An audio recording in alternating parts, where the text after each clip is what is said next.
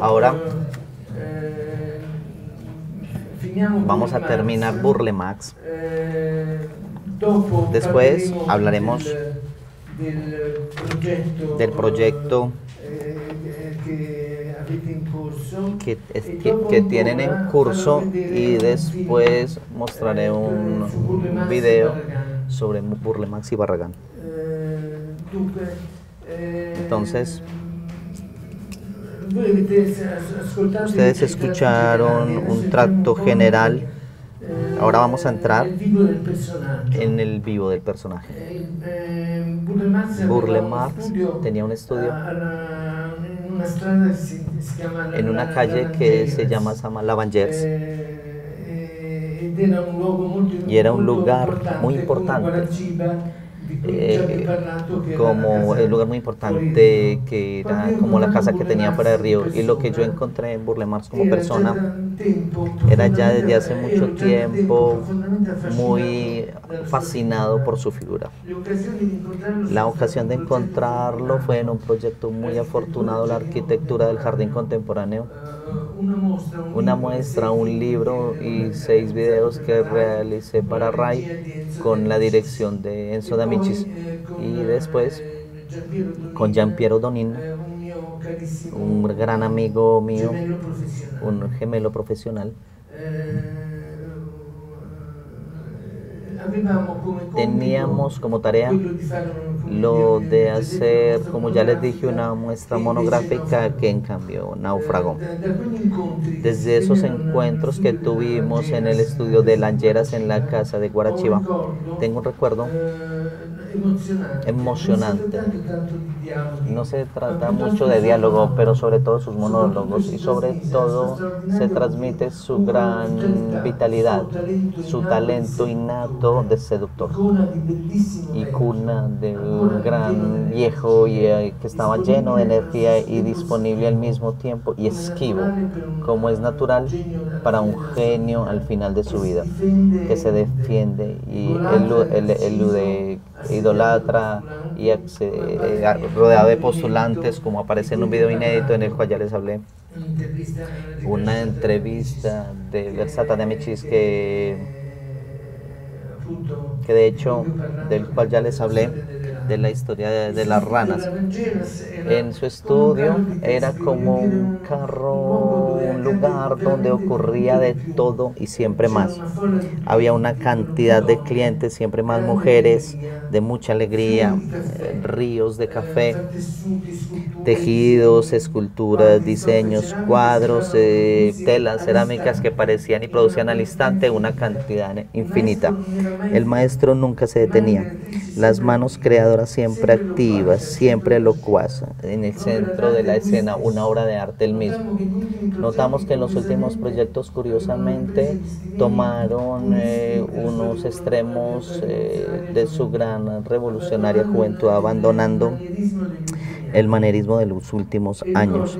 Y recuerdo la atmósfera de su casa afuera de Río como un gran huerto botánico, hoy que se convirtió en una institución pública, y el sitio Burle Marx.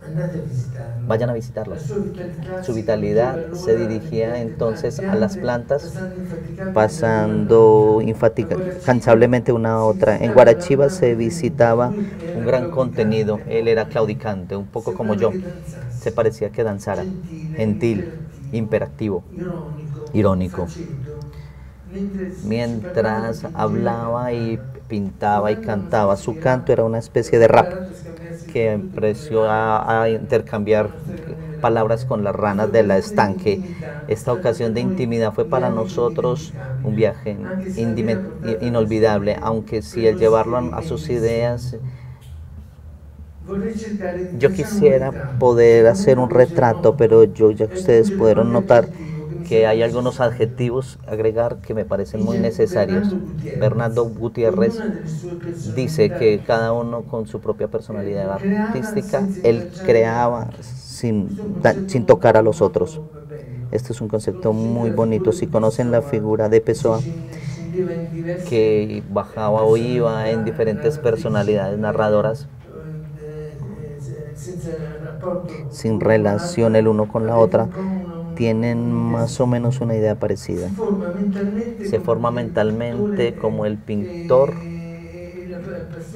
y la pasión por las plantas lo lleva desde el principio instintivamente a usarlas en composición como un collage, y después se convierte en su gran vocación humana y política, su profundo y sintético intuido para la respuesta correcta a cada necesidad, que lo proyecta inmediatamente a inventar espacios en escalas siempre más diferentes. Inventarlas antes que el programa, el proyecto, se descubre el paisajista que libera su genialidad. Burle Marx nace muy bien introducido y sostenido por Lucio Costa, que es el arquitecto en absoluto dominante de la escena de la mitad del 900 en Brasil. Hebreo, políglota, educación original, íntimamente y fuertemente ciudadano brasilero. Burle Marx tiene una formación a la alteza de su destino. Su padre es William Marx, alemán, nació en Estocolmo. Karl Marx es primo de su abuelo, un hombre con un comerciante, y la madre Cecilia Burch, pianista y con conocimientos botánicos. Y como si no bastara, se recuerda la figura de Anna Placher, una institutriz con una refinada cultura de huertos. La tata fue un personaje fundamental. Paisajista, pintor, botánico, ecologista, gran maestro de la gran sombra. Todo se hace con voracidad y todo se hace con generosidad para restituir la floresta madre, jardines ingleses, el arte primitivo, el arte barroco, el arte pulista. Yo le pedí a cierto punto que fuera un alumno de él, y él cambió automáticamente el discurso. Y esto ocurre con los grandes árboles. No cuidarse bien de qué ocurre en su sombra, pero esto es tal vez humano. Gran Tour en Europa de jóvenes, donde encuentra grandes protagonistas del 900, de Peter Behrens, a Jean Arp, Amadeo Sanfón. Amadeo Sanfón es socio cuando pintaba en la patria, joven, entre los jardines de Lucio Costa y Gregorio, disculpen la pronunciación, Barchas, y en absoluto las guías carismáticas del modernismo brasilero, en arquitectura y en las artes plásticas. Pero noticias menos notorias en su vida. Interesante recordar que Burle Marx es joven y dirigió por 4 años el servicio en la ciudad de Recife del 34 al 38, y estuvo bajo la guía de Costa. El maestro se presenta con una cadena regla a todas estas historias y citas. Otras formas expresivas que lo acompañan por toda la vida, como el diseño de tejidos, la decoración y la escultura.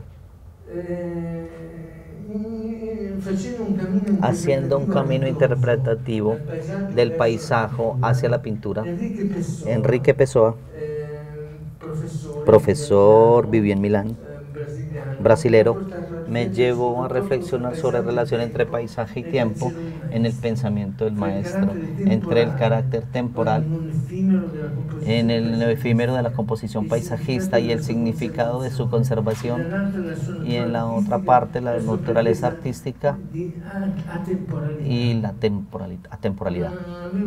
No había visto en Burle Marx esta preocupación. Me parecía que no tuviera mucho tiempo de mirarse en las espaldas y en los los trabajos de mantenimiento en el cual su estudio estaba constantemente ocupado. Y después entendí que el valor descriptivo y taxonómico significa clasificador, ordenador de los diseños. Era un documento no solamente científico, pero político. Y esa belleza bien de naturalista también era funcional a su movilidad para definir el patrimonio humano y ambiental del país. Fuertemente agredido por una especulación que sabía, como ustedes saben, se podía hacer homicida. Todos los metros cuadrados tenían muchas funciones y a veces una función planimétrica de parques, jardines, plazas, fuertemente abstractas.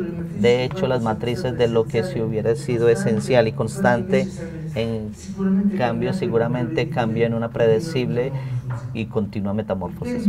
El tiempo entonces era el centro de su pensamiento, como un variable esencial en la evolución de los jardines, que crecían en algún caso decenas de centímetros en un día. Es como una variable en vez dramática a la escala del planeta. El problema a hoy es una triste actualidad, porque parece que el parque de Caracas se haya amenazado por una transformación degenerativa, y pensando en los bonitos diseños abstractos con los cuales viene descrito en ese parque de Caracas analíticamente, diferencias reales de Pernambuco, para reproducirlos en ese parque, un tipo de museo naturalista. Se puede reconstruir un tipo de ansia que hoy se podría pensar que es una premonición, distraída con un celo notable, que era ciertamente motivado por cada toma de decisión no común, es de construir desde cero un jardín botánico. Es muy interesante este hecho, que teniendo esta fuerte inspiración formal, después esta coincide con un fuerte interés científico y también se convierte en un jardín botánico. Esto es una indicación que retomaremos en nuestra discusión sobre nuestro proyecto. El éxito ayudó al inicio de una gran carrera, sea en lo público y en lo privado. Así que nuestro fue presente en grandes temas, aún se encuentra junto a un gran genio igualmente prolífero, Oscar Niemeyer. Entre ellos, la arquitectura y el jardín parecerán siempre tolerarse, pero sin aceptarse. Su gran obra, parecen más de 2000 obras realizadas, traduce algunas partidas formales del arte abstracto, como en temas inspiradores y fantásticos, jardines tropicales. Y esta inspiración desde el purismo a través del arte primitivo africano, trabajando en una nueva escritura, con la cual confronta tempos en diferentes escalas: parterre, arbustos, árboles y la misma floresta. Aquí los jardines son a los que los jardines están asociados. El Linneo, ¿saben? El gran estudioso que clasificó todas las plantas con nombre latino y que nos permite en cualquier parte del mundo entendernos inmediatamente sobre qué planta queremos con una precisión absoluta.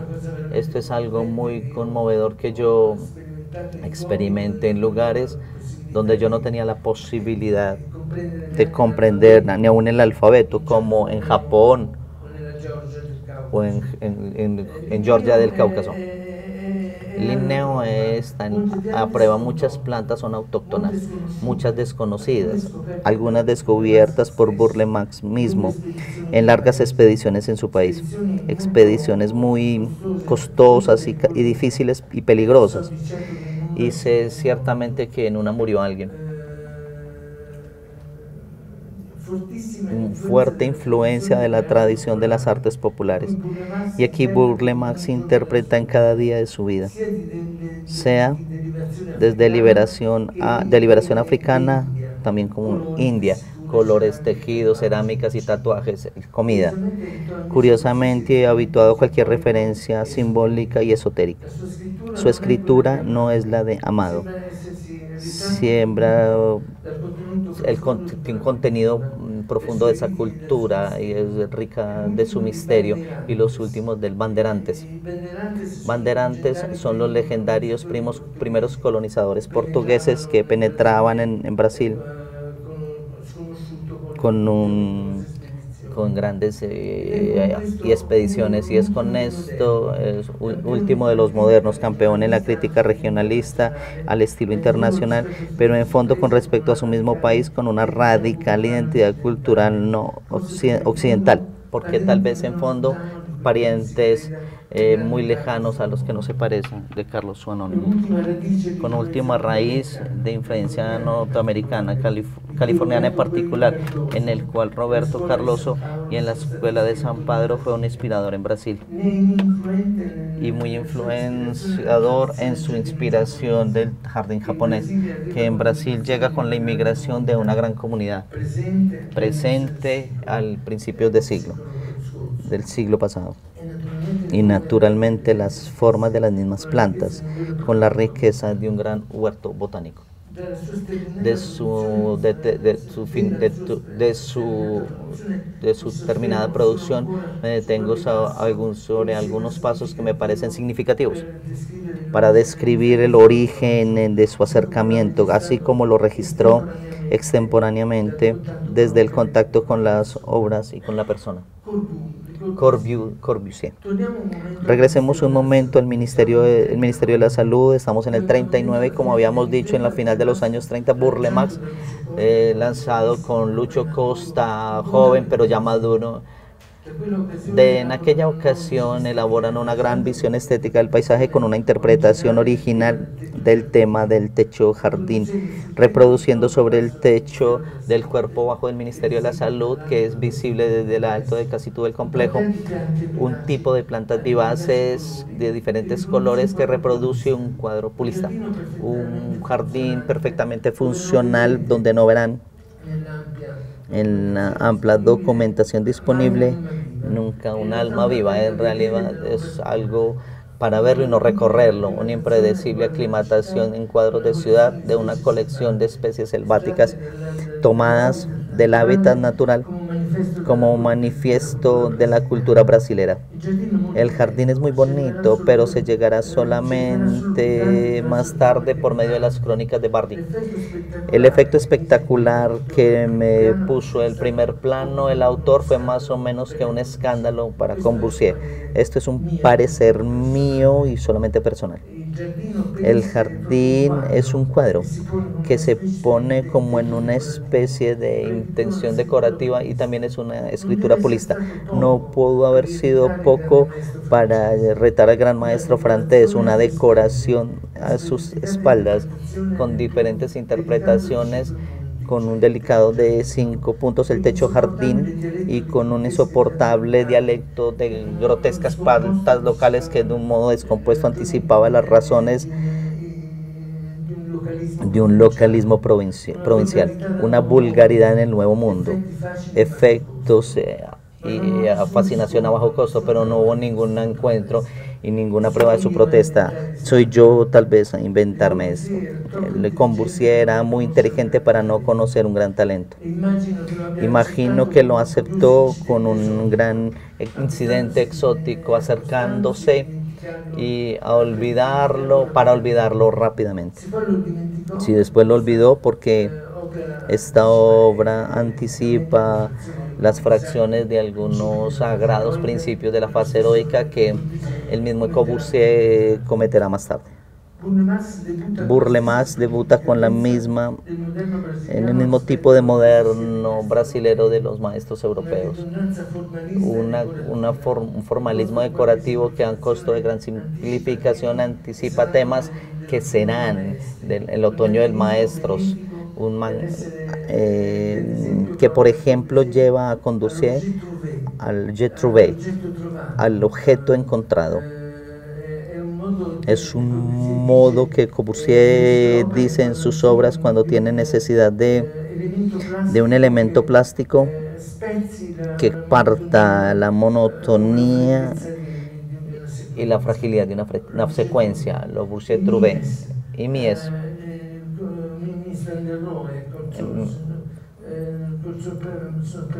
Con su sorprendente jardín que estuvo en Berlín y no puedes no olvidarlo, una obra de arte en su galería en Berlín. ¿Quién puede negar que esta obra instintivamente ya tenga el título, una reacción muy parecida a los golpes de genio como la Tournée Rocham? Lo que ocurre es que, de hecho, el maestro en las obras de su segunda madurez y sobre todo en estos Céliber de Rocham, lentamente el objeto tiene una reacción poética de la cual les hablaba, se vuelve siempre más importante, hasta, en el caso de Rocham, a devorar la obra. Y esto debe haber creado en Le Corbusier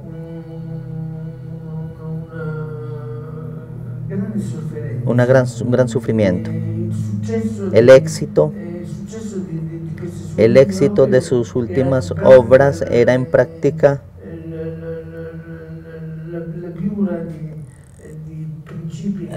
la forma de principios sobre los cuales había cabalgado toda su vida. Como todos los grandes maestros, Burle-Marx, un absoluto manejo de la materia que construye su obra, que puede ser fuerza, aunque en una flor. Burle-Marx no es solamente un gran autor de jardines, fue uno de los primeros naturalistas a descubrir y agrandar el paisaje brasilero con principios de identidad del país. Así que recordemos, por ejemplo, la Calatea, Tenante, la Heliconia,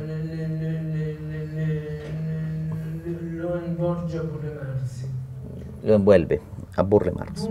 Entonces, su cifra se fijó primeramente en el dominio de una alquimia botánica con plena conciencia de valor ecológico y en el alto significado e identidad patriótico de la floresta suramericana. El mejor que mejor lo explica es Caracas, con diseños que describen los hábitats de los reales vegetales, de los granitos y del Certao, los grandes paisajes cercanos a Caracas, pero inmediatamente después con un formalismo neopolista donde la composición es soberana y aparentemente transferida de Janart y de Brancusi. Lo toma directamente, se dice Burle-Marx fue un caníbal. Yo tengo que confesarles que yo también lo devoré, aunque en las últimas horas.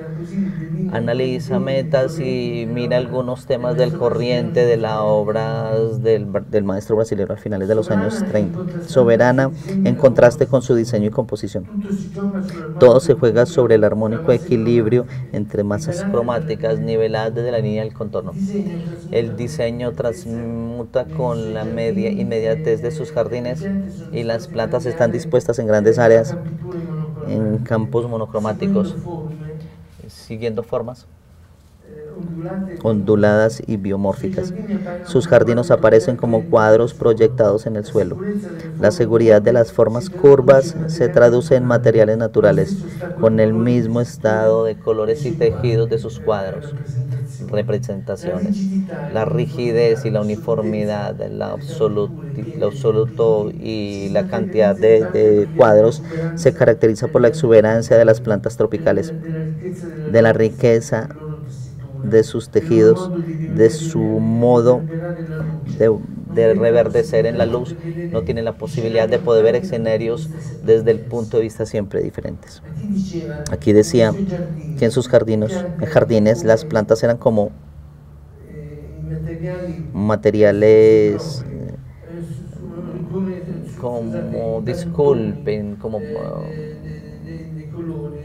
con colores, el sol como una tela. Burle-Marx respondía que en realidad un jardín es hecho de materiales propios, es hecho de luz, de movimiento y del desarrollo en el tiempo.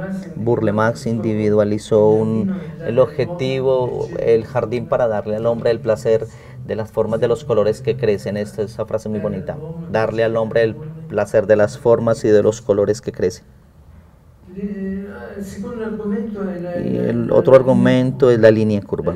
La línea curva acompaña toda su producción, no es por casualidad. El arte de la arquitectura brasilera no conocen el Renacimiento, nacen con el barroco portugués, con el hábito aún antes que su cultura estuviera sentida y tuviera la sublime arquitectura de la Lejadinho. Y le deseo verdaderamente de ir a ver las obras de este extraordinario arquitecto. Y la continuidad entre la arquitectura, escultura y decoración y las obras de arte como la iglesia de San Francisco de Asís, Ouro Preto. He aquí una finalidad electiva muy fuerte con algunos artistas europeos que también prefieren la línea curva como Brancusi, la de Corbusier o de Saint-Fan, y también como el maestro de la arquitectura como Peter Behrens. Burle Marx asocia las plantas y las curvas con la geometría de las formas arquitectónicas modernistas. El hombre tiene miles de capacidades, ha trabajado toda su vida con un tema interclasista público y privado, con una extraordinaria versatilidad profesional entre obras, ricos y pobres, con una capacidad productiva impresionante. Y aquí un manejo de gama de escalas, de los pequeños detalles, en los cuales tiene un manejo y un conocimiento artesanal desde que viene de la gran tradición india hasta la gran escala metropolitana. Y sobre todo viene en proyecto la continuidad entre los temas del jardín y del paisaje, y las marcas adoptadas son tiene una gran continuidad y son a veces invertidos.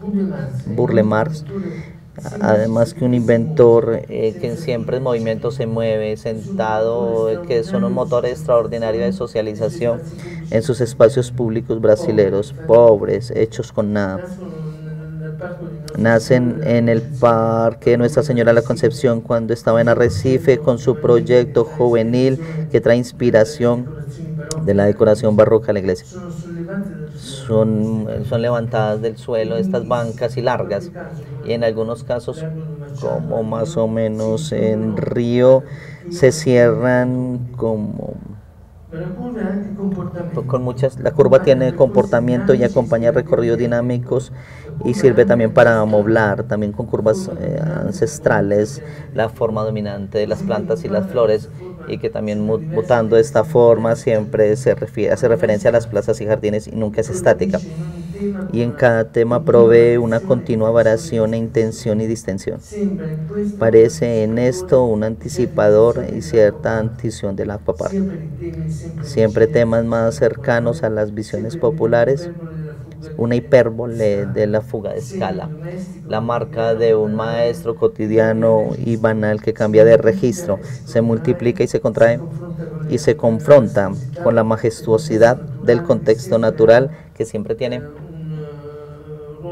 un rol primario en escena entre lo amplio de la dimensión lírica y sinfónica al precio de algo importante de un solista.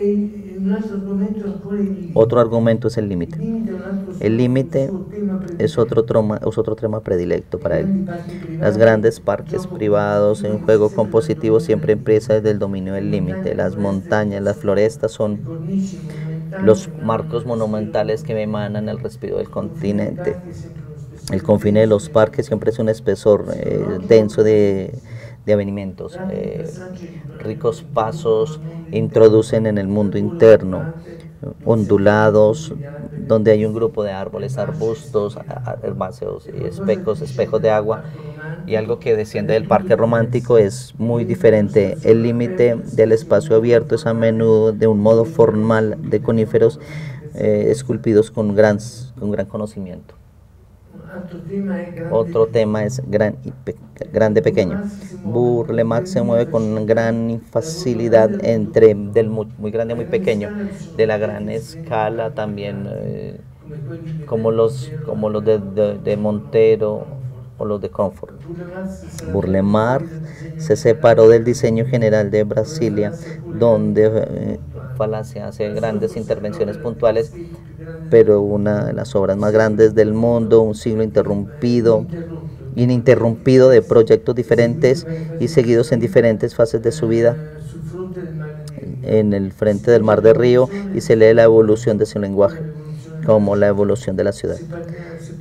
Si nos vamos desde el aeropuerto de San Drummond hasta el mar, hay un minimalismo, y las señales más fuertes siempre son una cubierta de protección de arena en forma de aureola en la base de los árboles, y más allá está el Museo de las Bellas Artes, obra de Alfonso Eduardo Redi, que era un gran arquitecto nacionalista brasilero, y es un partner muy vasto que alterna partituras vegetales y superturas estructuras grandes así. Esta es una obra ya de su gran madurez, inmenso, realizado con pocos medios en los años 70. El flamenco es un parque público en el mar que tiene una gran medida de soluciones y defectos. Copacabana en los años 60, y tal vez su gran obra de arte es un arco de 3 kilómetros y se produce un diseño bícromo y trícromo. Y aquí la macrografía clásica, expediente pop de uno de los momentos más clásicos y populares de la pavimentación tradicional portuguesa, en mosaico que se usaba en la Madre Plata o en las colonias.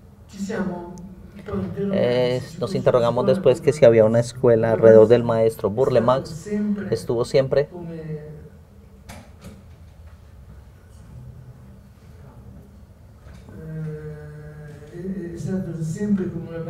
como una ballena blanca, un fenómeno genial aislado por definición. En cambio tuvo un ascendente que Jerónimo Jr., que murió en 1914, un paisajista original del norte que ya abandonó los modelos franceses en favor de la floresta brasilera selvática, en el cual se evoca esta gran belleza.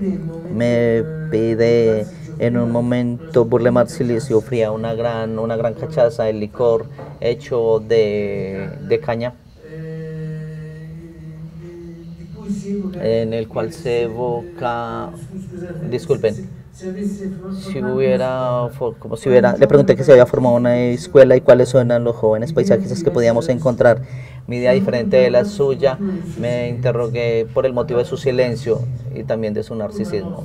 Culpa nuestra, evidentemente, estábamos impreparados, y enseguida llegamos a conocimiento de los primeros de la gran grandeza que encuentro, que sustraen su gran aislamiento, el aislamiento del maestro que ya me habló de Catorzo, de otro protagonista en Brasil desde los años 50, desarrolla una obra que funda el paisaje en la Universidad de Sao Paulo, formando una generación de grandes talentos, entre los cuales estaba Martinelli Magnoli, también unida al mundo universitario, algo que viene a Cleas, y Ferdinando Magalhães. La Cleas y Chazelle son dos gigantes. La Cleas hizo, ¿quién ha estado en Sao Paulo? El diseño de del Valle del Té, la Anhangabaú, que es una especie de escena metropolitana de la escala de la película Metrópolis, y después en Tardedad en el Parque de Venture. Y Chazelle es un personaje,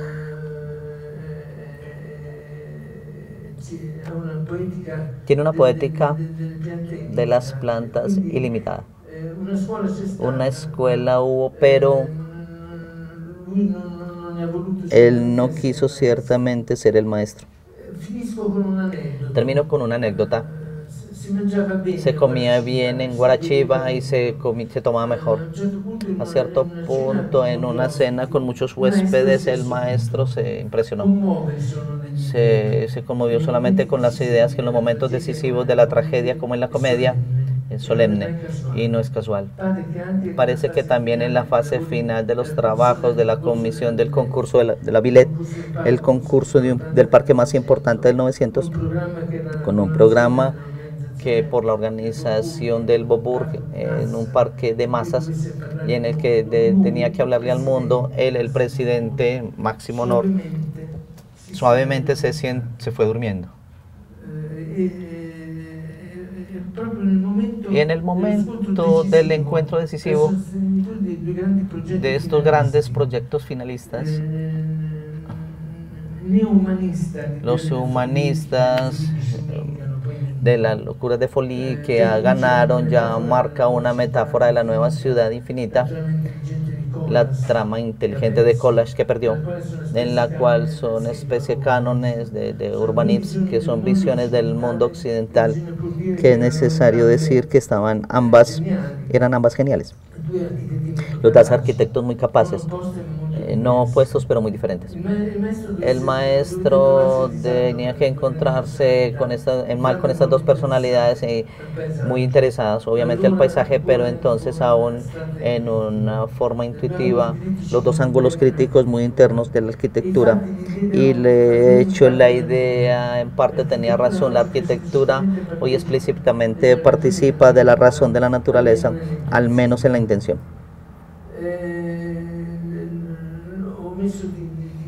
Omití decir que las dos escuelas, Chummy y Collage, fueron empujadas fuertemente, con la primera por Renzo Piano y la segunda por Vittorio Gregotti, que estaban en comisión. Y así termina mi testimonio de Roberto Burle Marx.